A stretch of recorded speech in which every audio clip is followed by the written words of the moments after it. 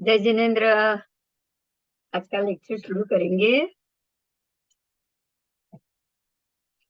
हमने 2 दिन जो लेक्चर हुआ वो पूरे लोक में धर्मास्तिकाय अधर्मास्तिकाय आदि षड द्रव्य कैसे भरे हुए हैं, कहाँ कहाँ है, कौन से द्रव्य से कौन सा द्रव्य मैच हो रहा है।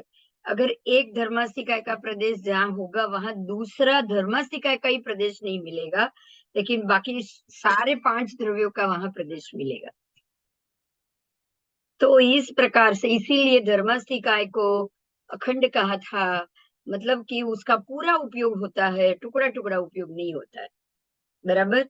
और पुद्गल और आदि के परमाणु होते हैं, लेकिन पुद्गल के परमाणु होंगे, लेकिन धर्मास्तिकाय प्रदेश से ही शुरू होगा। देखिए, स्कंद देश प्रदेश परमाणु 4 विभाग पुद्गल के हैं, लेकिन धर्मास्तिकाय सिर्फ स्कंद देश और प्रदेश पे ही अटक जाता है। याद आया सबको? धर्मास्तिकाय स्कंद देश प्रदेश, अधर्मास्तिकाय स्कंद देश प्रदेश, आकाशास्तिकाय सब में एकमात्र स्कंद देश और प्रदेश आएगा। प्रदेश विभाग ही उसका सबसे छोटा होता है, उससे ज्यादा छोटा परमाणु का विभाग धर्मास्तिकाय अधर्मास्तिकाय आकाशास्तिकाय में नहीं मिलेगा। तो यही वजह है कि जहाँ एक प्रदेश अवगाढ़ होगा धर्मास्तिकाय का ही, वहां धर्मास्तिकाय का दूसरा प्रदेश अवगाढ़ नहीं हो सकता। अब यहाँ जीवास्तिकाय के हिसाब से आगे जाएंगे। जीवास्तिकाय में 5 एकेंद्रिय को बताया गया है। आज हम ये पाठ पे जाएंगे। जीवास्तिकाय और उसके 5 एकेंद्रिय वो कैसे परस्पर अवगाढ़ है। एकेंद्रिय में अवगाढ़ीता आएगी, उसको हम आज के क्लास में हम देखेंगे। जहाँ एक पृथ्वी का एक जीव कितना गैस ना पड़ी ना ना, जहाँ एक पृथ्वी का एक जीव अवगाढ़ होता है वहां दूसरे असंख्य पृथ्वी का एक जीव अवगाढ़ होते हैं। देखिए, अब हम जो धर्मास्तिकाय में पढ़े थे उससे ये बिल्कुल उल्टा आएगा, क्योंकि वो अजीव द्रव्य है और पृथ्वी का एक आदि जीव द्रव्य। समझना ये है कि पृथ्वी का एक आदि जीव द्रव्य है। जहाँ एक पृथ्वी का एक जीव अवगाढ़ होता है वहां परमात्मा कहते हैं कि हे गौतम, असंख्य पृथ्वी का एक जीव अवगाढ़ होता है। जहाँ एक अपकायिक जीव अवगाढ़ होता है वहां असंख्य अपकायिक जीव भी अवगाढ़ होते हैं। जहाँ एक तेजस्काय जीव तेउकाय का जीव अवगाढ़ होता है वहां पर असंख्य तेउकाय के जीव अवगाढ़ होते हैं। बराबर। जहाँ एक वायुकाय का जीव अवगाढ़ होता है वहां असंख्य वायुकाय जीव अवगाढ़ होते हैं। और जहाँ एक वनस्पति का जीव होते हैं अवगाढ़ होता है वहां अनंत वनस्पति का जीव। देखिए, आपको बाकी सारे असंख्य मिले, वनस्पति काय में अनंत मिलेंगे। क्यों पता है? कोई बताएगा कारण? कारण ये है कि वनस्पति काय में निगोद होते हैं और निगोद के एक छोटे से एक कण में भी अनंत जीव अवगाढ़ होते हैं। तो पृथ्वी का, अवकाय, तेउकाय, वायुकाय, वनस्पति काय में असंख्य आएंगे। उसकी कंपैरिजन में पृथ्वी, अब, तेउ, वायु चारों में असंख्य जब जीव आए, जितनी जगह पे उतनी जगह पे वनस्पति काय में यानी कि निगोद में अनंत जीव अवगाढ़ित होते हैं। समझ में आई मेरी बात?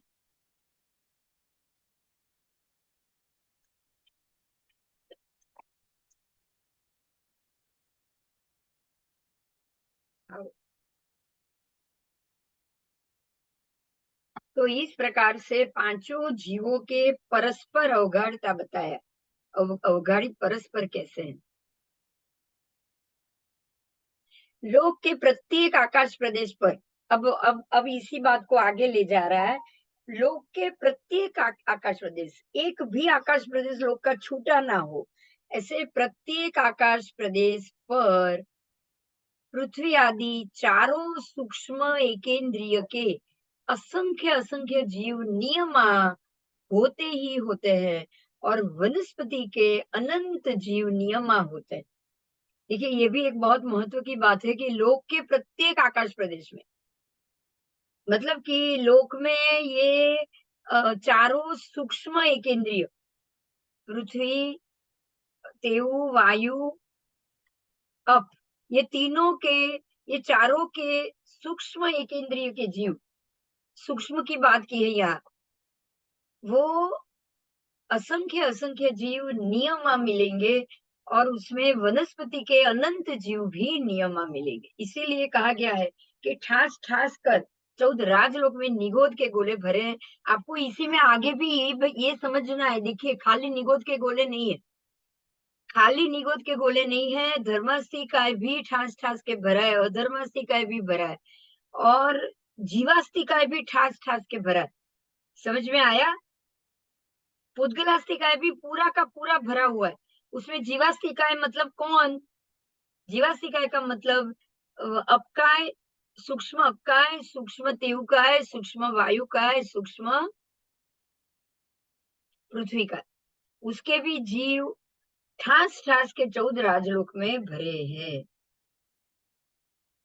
क्योंकि प्रत्येक आकाश प्रदेश पर ये असंख्य असंख्य संख्या में मिलेंगे, और निगोद तो अनंत संख्या में जीव मिलेंगे, वनस्पति काय के जीव अनंत संख्या में मिलेंगे। आओ,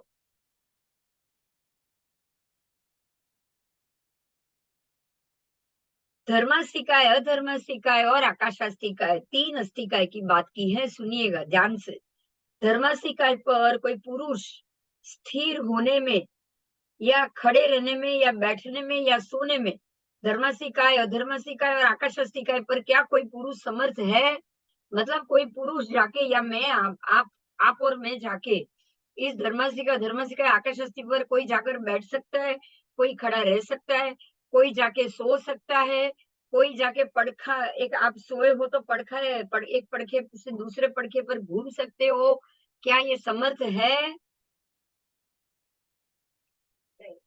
क्यों?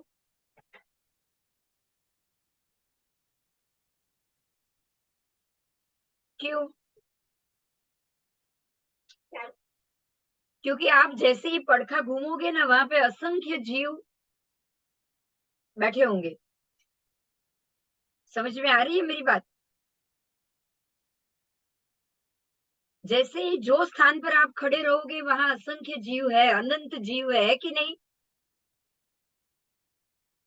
आप प्रत्येक स्थान को, मतलब मैं ऐसे हाथ भी घुमा रही हूँ ना, ध्यान से सुनिएगा, मैं हाथ भी घुमा रही हूँ ना, तो अनंत जीव अफेक्ट होते कि नहीं?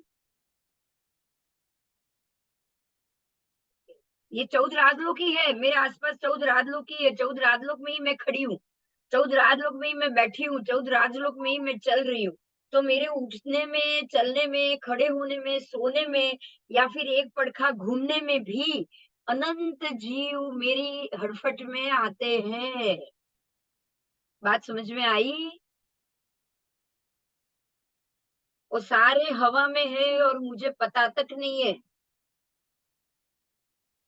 बराबर? इसीलिए कह रहे हैं परमात्मा कि मोक्ष में जाना है, जाना चाहिए। जो व्यक्ति करुणा से भरा हुआ हो, जिसको जीवों की करुणा होगी, वो ये लोक में रहना चाहेगा ही नहीं। बोलो, चाहेगा? बोलो, ये लोक में रहना चाहेगा ही नहीं। प्रत्येक कण में आप खड़े रह रहे हो तो किसी ना किसी अनंत अनंत जीवों को आप डुबा रहे हो। अगर सो रहे हो तो भी डुबा रहे हो, पड़खा घुमा रहे हो, डुबा रहे हो।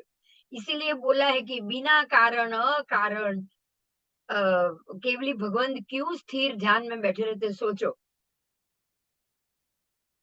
समझ में आ रहा है क्यों?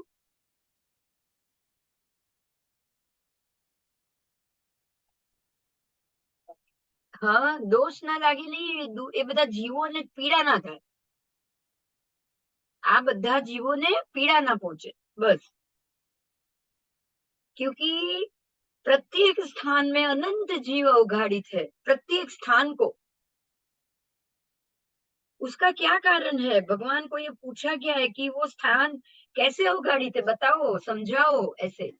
तो गौतम स्वामी को परमात्मा ने जवाब दिया कि हे गौतम, जिस तरह कोई कूटाकार शाला होगी और अंदर से और बाहर से उसको लीपा होगा, चारों तरफ से ढक दिया होगा, उसके द्वार भी बंद कर दिया होगा, फिर भी उस कूटागार शाला के द्वार के कपाटों को बंद कर लेने के बाद अगर उसके अंदर 1, 2, 3 से लेकर उत्कृष्ट 1000 दीपक अगर प्रकट करने में आए, वो शाला के अंदर आप 1000 से ज्यादा दीपक को प्रगटाओ, तो सारा प्रकाश एक दूसरे के अंदर मिश्रित होकर, परस्पर स्पर्शित होकर एक दूसरे के साथ अवगाढ़ हो जाता है कि नहीं?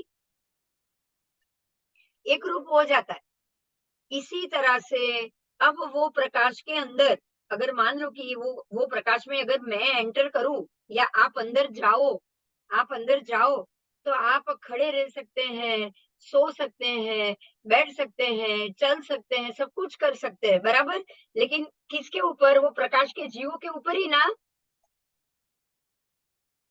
हाँ, वो प्रकाश के जीवों के ऊपर ही। तो जैसे वो प्रकाश के जीवों की हाजिरी होने के कारण आप वहां पर बैठ सकते हो, सो सकते हो, कुछ कर सकते हो। क्या आपको ऐसा महसूस होता है कि यहाँ अनंत जीव अवगाड़ित है? लेकिन अनंत अनंत अनंत प्रकाश तो फैला हुआ है कि नहीं कमरे में? है, फैला हुआ है। जैसे समझ लो कि आज आज ये पूरे दिन में आसपास पूरे में सूर्य प्रकाश अवगाड़ित है कि नहीं? है।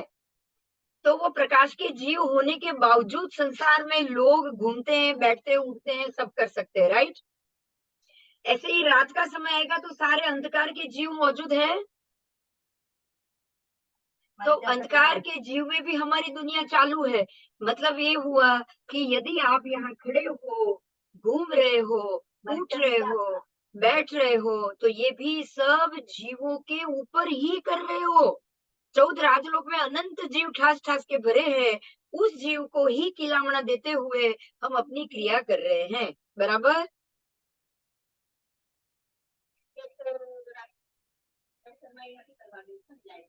દેરાસરમાં લાઇટિંગ કે કઈ પણ લાઇટિંગ ન હો તો અંધારામાં જીવ તો હોય જ છે, સમજી લેજો આટલું તમે એટલું હા એટલું સમજી લેજો કે જેમ કે પેલો પ્રકાશ આવ્યો એટલે પ્રકાશના જીવ ઉત્પન્ન થયા, દીવાના જીવ ઉત્પન્ન થયા, તો હવે તમે એની અંદર એ તો દીવો કરશો તો એ દીવામાં જીવ તો ઉત્પન્ન થવાના જ છે। તમે દેરાસરમાં દીવા કરશો તો પણ જીવ ઉત્પન્ન થવાના છે।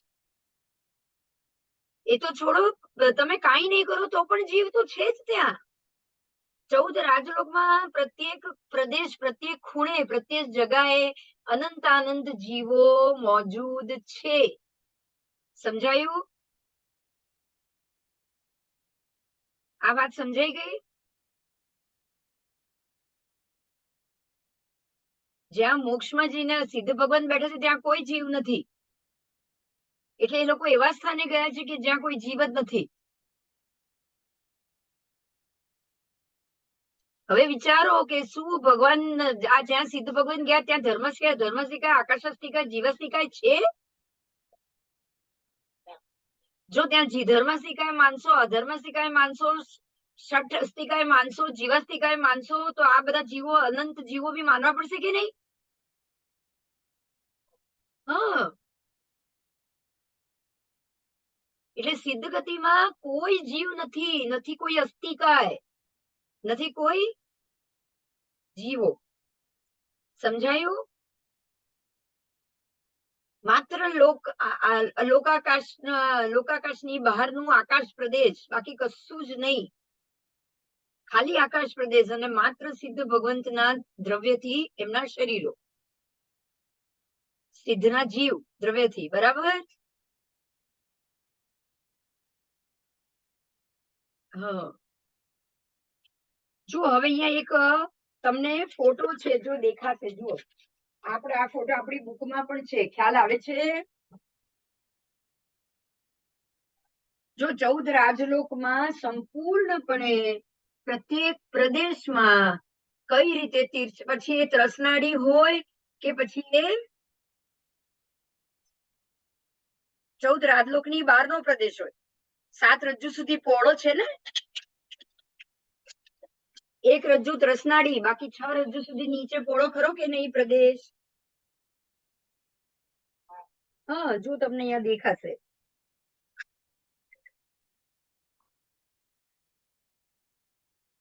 હા, કોણ?